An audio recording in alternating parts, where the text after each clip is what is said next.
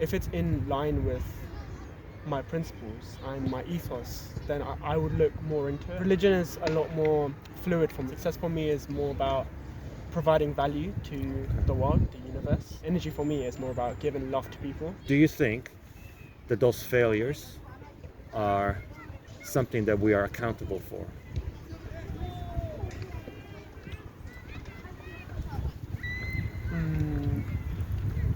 No, I don't think so. It doesn't mean we fall short of God's expectation. Well, this next conversation is quite an interesting one. Unfortunately, my phone ran out of storage, and so it cut about halfway through. And so some of the more interesting bits in this conversation, unfortunately, were lost and they were not recorded. But I think the key part for me, and I don't know if you've seen that in the little snippet that I put up front there, is this young man. He did not think that we were accountable to a greater moral authority for the things that we would be ashamed of, the things that we would call sin, the things that we would fall short in from a moral perspective, that there was nothing to be accountable there. And it was quite a moment of honesty, obviously, but I wonder whether he really lives his life in this way. If he really was honest with himself. Does anyone live life like we're not accountable to a greater moral authority? I'm not sure that we do. Have a look and let me know what you think.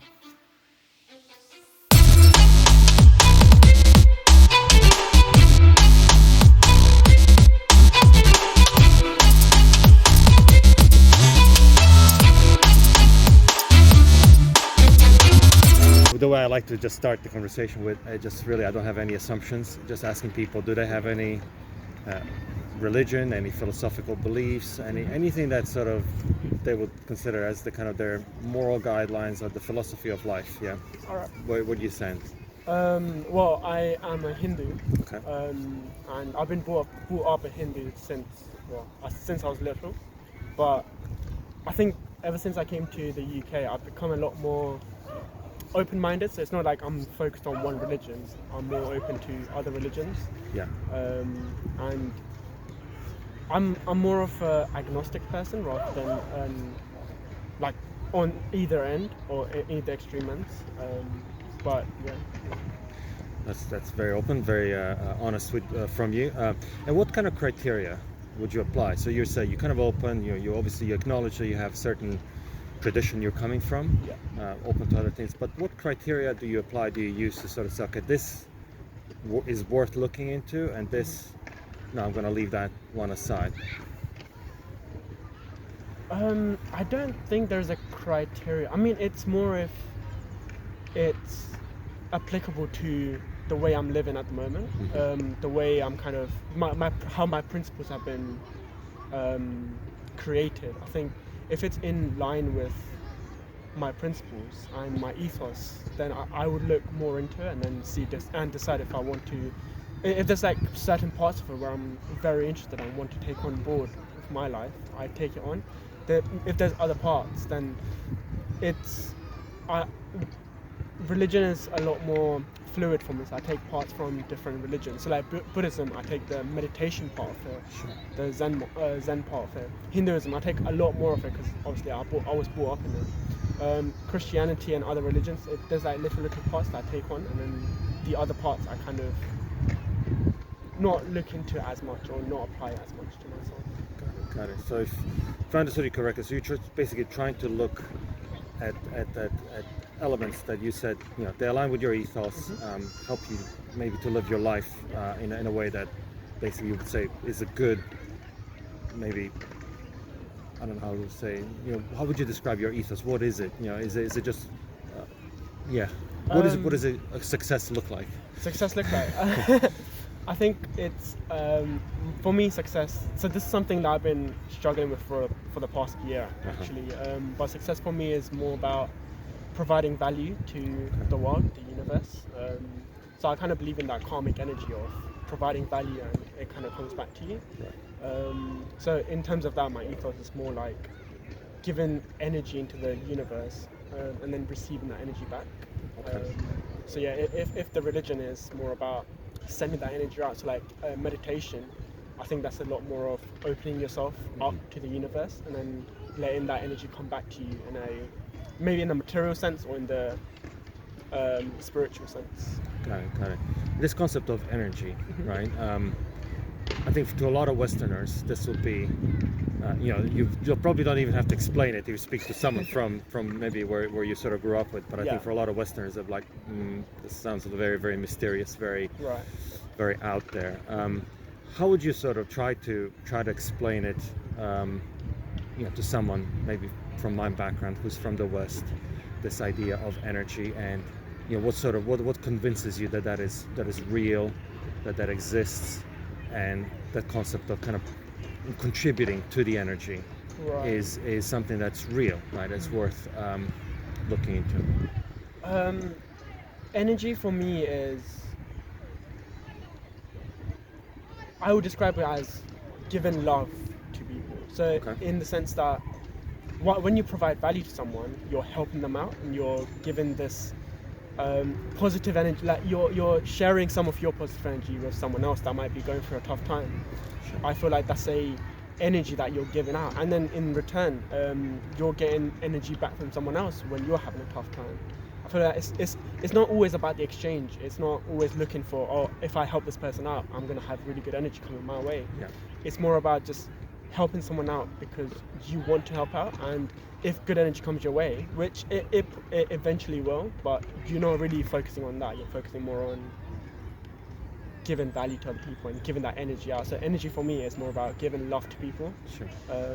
And yeah, yeah. Okay, that's thank you for that's interesting. Now I think you would appreciate that different religions come with different claims, right? Yes. Different claims, and they're all not aligned. I think some claims are aligned with one another, and I think some of the things that you talked about how we should live our lives and being good to our neighbors and loving one another. I think that's something that's kind of a thread, probably that's common with different religions. But then there are other things, right? That there will be very unique claims to different religions. Now, what do you make of those? And do you first of all, do you know what I'm sort of speaking about here? And like, for example, I'll give you one example. So, monotheistic religions, they would say there is only one God. Right. Other religions say, well, there's multiple gods, or God is in everything. Everything is God, effectively, right? So those two things cannot be necessarily reconciled. It's either one or the other. They cannot both be true, right? And then you can take that even more specifically. You can say, in Christianity, we believe Jesus Christ was a savior. He came from God. He became a man. He died for our sins, and he was raised. And through him, really, that we find, our salvation, right? Now, Islam would say, look, we understand Jesus. He was a good man. He was a prophet, but he was not those other things. He did not come from God. He was not the only way to get saved, and so on and so forth, right? And then similarly, I guess we can take other religions and take some claims like these that would be very unique, Right. but also very exclusive, meaning if you believe that you cannot believe these other things. Now, have you looked at some of those things, and what do you make of those? Well, I mean, I can kind of say from Hinduism, where we believe that there's multiple gods, rather than just one God. But I think God in many religions is they want to say the same thing in terms of like describing what a God is, but they say it in different ways. So I think it's not about if there's one God or not, but it's more about that one God taking many facets of different things. So multiple gods, there's only one God, but that one God can be in the trees or in the grass or in a object. I think the different beliefs or the different claims that religions have, the basis of it is very similar to each other, but they just phrase it in a different way to Christianity would or Islam would. At least that's what I think. I don't think religion. Again, I don't think there's one right religion. They're all beliefs that people take on, and they feel love from that religion, coming from that religion. So they put their I'm losing my train of thought, but I think it's a lot more of people finding their principles aligning with the religion. That's why they decide to follow it. Right. And so if people think there's gods in trees and grass, they will be more likely to believe a religion with many gods compared to someone who might have that same belief, but they might just think, oh, it's just one god, but he's made all of this in that sense. But which is an interesting thing you bring up, because I would say, and I understand why you mention it like that, but would you agree with me that kind of puts us as a starting point, right? So just like you said, if someone already kind of tends to believe that God is in everything, and they would align themselves with religion that has kind of similar claims, or that someone who has an idea that God is a creator God, he's one, and then they would more gravitate towards those religions. So does that not put us almost as, it's almost like creating us as we are effectively gods, right? In some sense, right? Because you said, look, well, this is my idea of how world works, and so I will orient my beliefs around that idea. Is that what sort of? Yeah, I think so. I think God is, well, okay, so again, religion is one of the things, but there's things like, I believe God is more of a consciousness that's in the universe somewhere, and we're part of that consciousness. We have like a little tiny piece of God's consciousness that makes us a whole, that makes the planet Earth. I feel like what we're moving towards, right, in terms of society, is being more interconnected, and I feel like that's what God is, being this one entity that's made up of small parts. So in that sense, like, we can say that we're part of God, we are God, because we believe in a God, and everything around us is made from God's. Well, God has some influence on it, if people want to believe that, and it might be true, it might not be true. But if it aligns with their principles, then they would be more inclined to follow that. Sure. Okay. Now here's another question then. If taking that thought further, right? So obviously you and I would both agree that we don't necessarily, even though we aspire to certain beliefs, we don't necessarily always succeed. We fall short. In Christianity we call that sin. Islam calls it sin, where we fall short of God's expectations. And I don't know what you would call that. Maybe you would call it not fulfilling, the sort of the call to share the love and the energy that you were maybe called to share and love. Do you think that those failures are something that we are accountable for?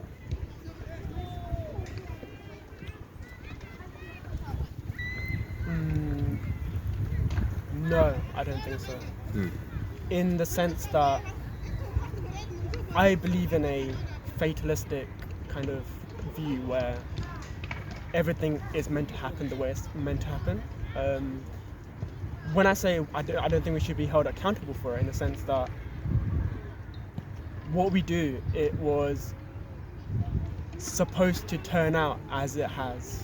Whatever actions we've taken, although they might have been from our kind of consciousness and what we decided, it doesn't mean we fall short of God's expectation. God's expectations is something we can't really define, right? We can say it in human terms, but in the sense of your spirituality and how you believe in God, I don't think God looks down upon you for not reaching that or not fulfilling that or falling short of it. I think that's like a human expectation we have. It's not a God's expectation. It's the human expectation of what we think God might want from us, right? So I don't think where we can be held accountable for it, because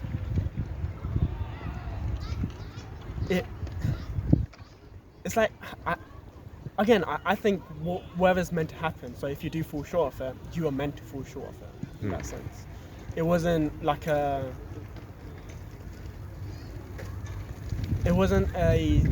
thing that wasn't meant to happen. I'm finding it hard to explain it, but Yeah, yeah. It's like you're saying, there's not an ultimate standard that we're all going to be measured against. Yes, yes. It doesn't exist, and therefore there's nothing to compare that to. No, I don't think Okay. so. Okay, so, which is, again, appreciate that view, but now we take sort of the Abrahamic religions, Islam, Judaism, Christianity, right?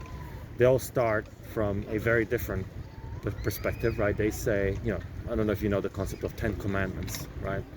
10 Commandments, it says, thou shalt not kill. Right. Thou shalt not steal or bear false witness. You should honor your parents. You should love the Lord your God and all that stuff. So, those commandments, or sometimes known as the law, right, indicate that there are certain things that God has clearly said to us as human beings. This is how I want you to live. I want you to live like this, for a couple of reasons. Number one, I designed you. I created you, right? And therefore I know what is best for you. So it wasn't meant as a restrictive set of commandments. It was more meant for, well, if you follow these commandments, actually your life will be better, because not killing, is good in all circumstances, right? Because you might think it's good in this circumstance or that, but I'm telling you, because I know better. I designed you guys. You will be better off if you don't kill one another, right?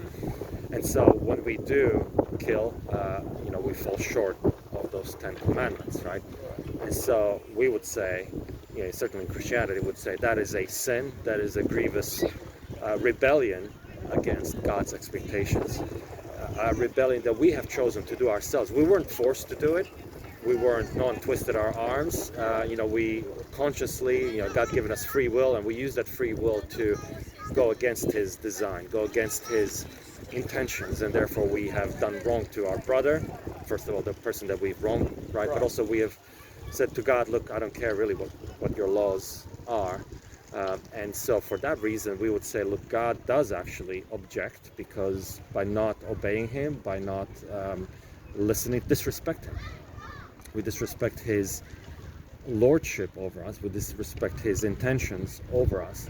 And so would you say that in those circumstances, right, God is justified to be displeased or angry with the people that He's created?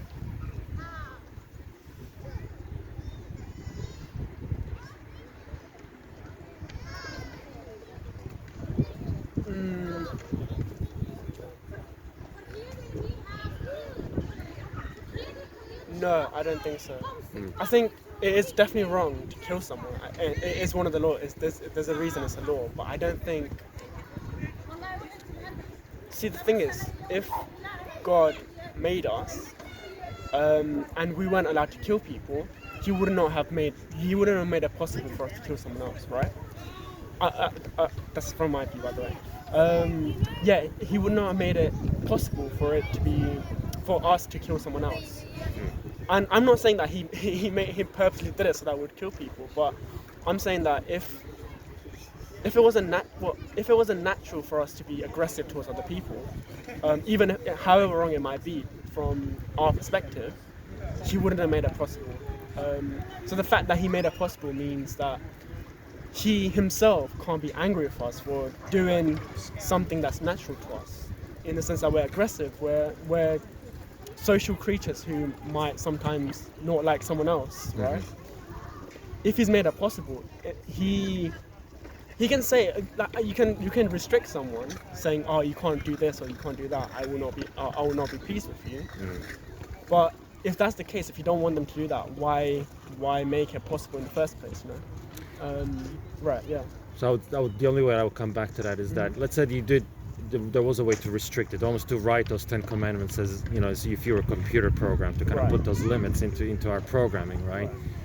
Would you not say that in that case it would restrict our freedom, and therefore any obedience that we did have to those wasn't really of our free choice anyway, and therefore it's not obedience. You don't obey something that you're programmed to do. A robot is a morally amoral construct.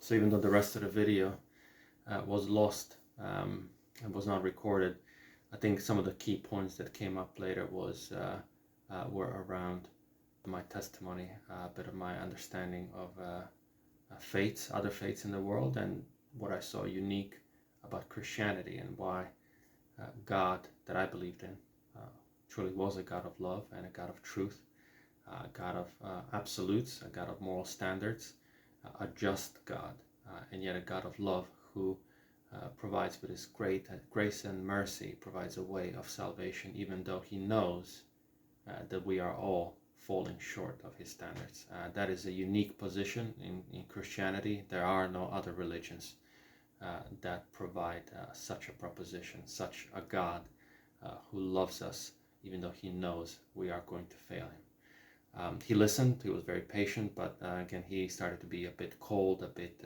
eager to go home and get warm. So we didn't get too far down that road. He understood what I was talking about. I understood where his position was.